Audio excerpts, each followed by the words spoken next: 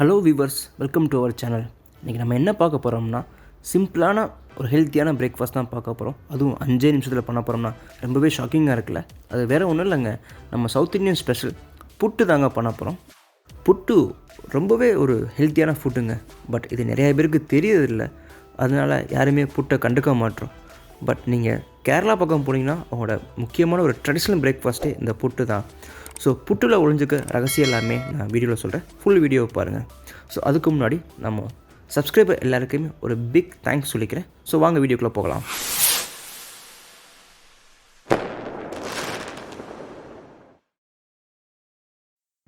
வீட்டில் இருக்க ஒரு 3 பொருளை வச்சு ஒரு சூப்பரான புட்டு பண்ணிடலாங்க. அரிசி மாவு, துருவி வச்ச தேங்காய், வாசனைக்காக ஏலக்காய், சர்க்கரை தேவைப்படுறவங்க மட்டும் சேர்த்துக்கிட்டால் போதும், கம்பல்சரி கிடையாது. அப்புறம் புட்டு மேக்கர் இருந்தால் பிரச்சனையே இல்லை. இல்லாதவங்க சின்ன பவுலையோ ஒரு டம்ளரையோ எடுத்துக்கலாம். இட்லி பாத்திரம் கண்டிப்பாக தேவை. அது மாதிரி இந்த புட்டு செய்யும்போது நம்ம நிறைய மிஸ்டேக்ஸ் பண்ணுறோம். ஸோ நான் நார்மலாக பண்ணுற மிஸ்டேக்கையும் சில டிப்ஸையும் சொல்லியிருக்கேன், ஃபுல்லாக பாருங்கள். ஃபஸ்ட்டு நிறைய பேர் தண்ணி அதிகமாக சேர்க்குறோம், அப்போ தான் புட்டு ரொம்ப சாஃப்டாக வரும்னு. அது தப்பு. அப்புறம் புட்டை ரொம்ப நேரம் வேக வைக்கவே கூடாதுங்க. ரொம்ப நேரம் வேக வச்சா ரொம்ப ஹார்டாகிடும். அப்புறம் மாவு பிசையும் போது ரொம்ப அழுத்தி பிசைஞ்சிட்டு அதை ரெஸ்டிங் கொடுக்காமல் இருந்தோம்னா புட்டு ஒழுங்காக வராது. நம்மளை நிறைய பேர் நினச்சிட்ருக்கோம் புட்டுக்குன்னு புட்டு மாவு வாங்கி தான் ஆகணும்னு. அது இல்லவே இல்லை. சாதாரண அரிசி மாவு இருந்தாலே போதும், சூப்பரான புட்டு பண்ணிடலாம். அப்புறம் நம்மள்ட்ட நிறைய பேர் யோசிப்பாங்க, நம்மள்ட்ட புட்டு மேக்கர்லேயே எப்போ புட்டு செய்யறது. தேவையே இல்லைங்க.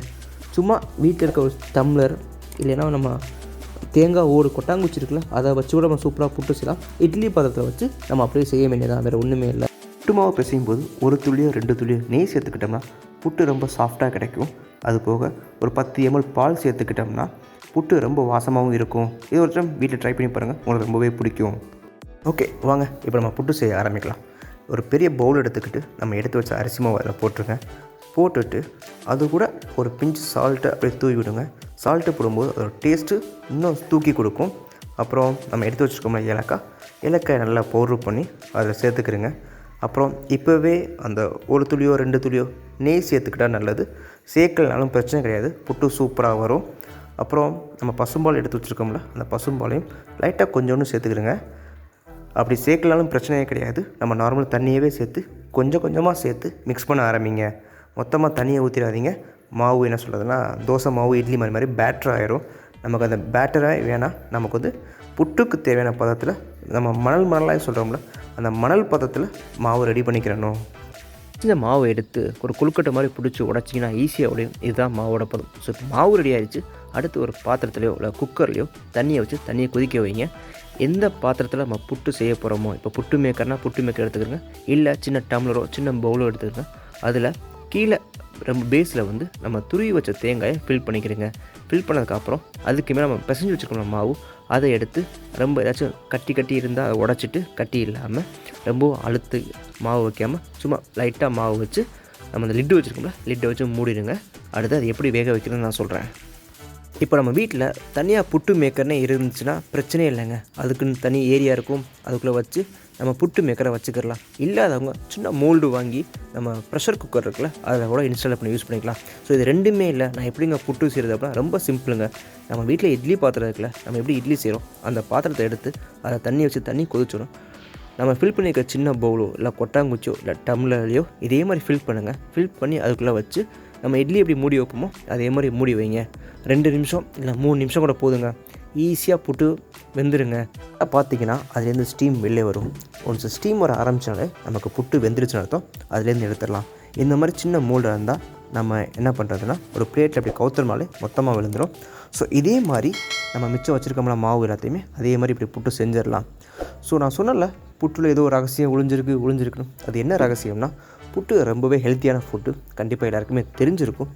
அப்படி என்ன ஹெல்த்தின்னு கேட்டிங்கன்னா, இது ரைஸ் ஃப்ளாரில் பண்ணுறோம், ப்ளஸ் ஸ்டீமிங் மெத்தடில் குக் பண்ணுறோம்.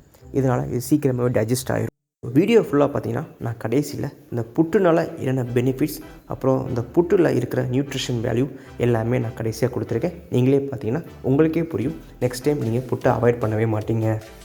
ஸோ இப்போ புட்டு ரெடி ஆகிடுச்சு, நம்ம சாப்பிட ஆரம்பிக்கலாம். சாப்பிட்றதுக்கு முன்னாடி நம்ம சப்ஸ்கிரைபர் ஒருத்தவங்களுக்கு ஒரு பெரிய தேங்க்ஸ் சொல்லணும். ஏன்னா அவங்க வந்து கிச்சனில் வந்து பிளாஸ்டிக்ஸ் அவாய்ட் பண்ணுங்கள் அப்படின்னு சொல்லிட்டு எல்லாருக்குமே ஒரு பொதுவான அட்வைஸ் கொடுத்துருக்காங்க. அதுக்கு மிகப்பெரிய நன்றி.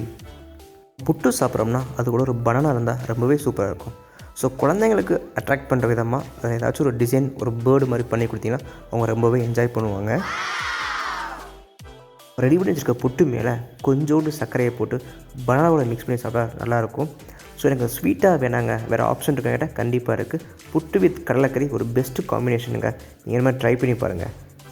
இப்போ நீங்கள் பார்த்துக்கிட்டு இருக்குது புட்டோட பெனிஃபிட்ஸ் அண்ட் நியூட்ரிஷன் வேல்யூஸ் தாங்க பார்த்துக்கிட்டுங்க. ஆக்சுவலி நம்ம சப்ஸ்கிரைபர் ஒருத்தவங்க வீட்டில் புட்டு பண்ணாங்க. ஸோ புட்டு ரொம்ப ஹார்டாக இருந்துச்சுன்னு சொல்லிட்டு நம்மக்கிட்ட டிப்ஸ் கேட்டாங்க. ஸோ அந்த டிப்ஸ் எல்லாம் சேர்த்து தான் அந்த வீடியோ. ஸோ நீங்கள்லாம் வீட்டில் செஞ்சு பாருங்கள். செஞ்சு பார்த்துட்டு புட்டு எப்படி வந்துச்சுன்னு கமெண்ட் பண்ணுங்கள்.